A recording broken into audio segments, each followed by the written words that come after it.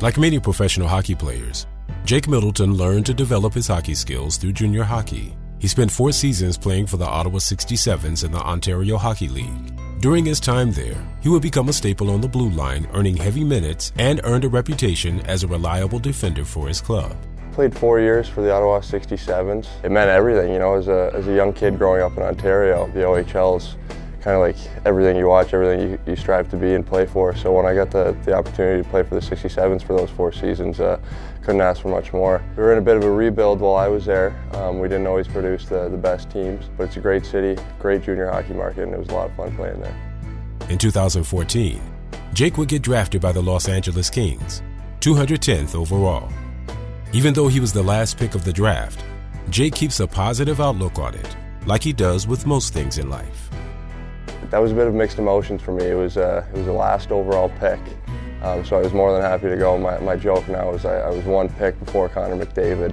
That's my claim to fame anyways, but at the time I was more than excited, and those 2 years of development that I got to go through with LA was huge for my career. Jake would never come to an agreement with the Kings, and instead of playing another year in the OHL, he would try and go a different route through the American Hockey League. So Jake Middleton was a guy who came into San Jose 2.5 years ago. He was a drafted player by the LA Kings, didn't sign with the Kings, came in on a tryout with the Barracuda. Really an unknown player. Didn't really play a ton for the first month and a half, and then established himself as a really reliable defender for Roy Sommer.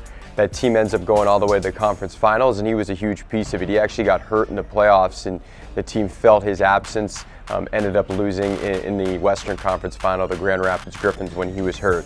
And he followed it up with the following year. He signed a 3-year entry-level contract, much like players sign when they're drafted by the organization. The type of leadership that he displayed in the Ontario Hockey League, when he played with the Ottawa 67s, he's translated that to the American Hockey League. And despite being just 22 years of age, he's one of the most mature guys on the team, a guy that these young guys that are coming in their first season look to for leadership and guidance.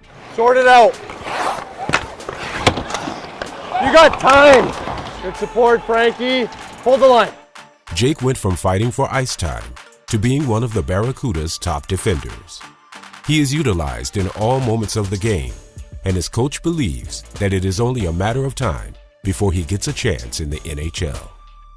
Running our power play on the back now. He's a shutdown guy. We play him against the other team's top lines. He's our #1 PK guy. He gets in front of pucks.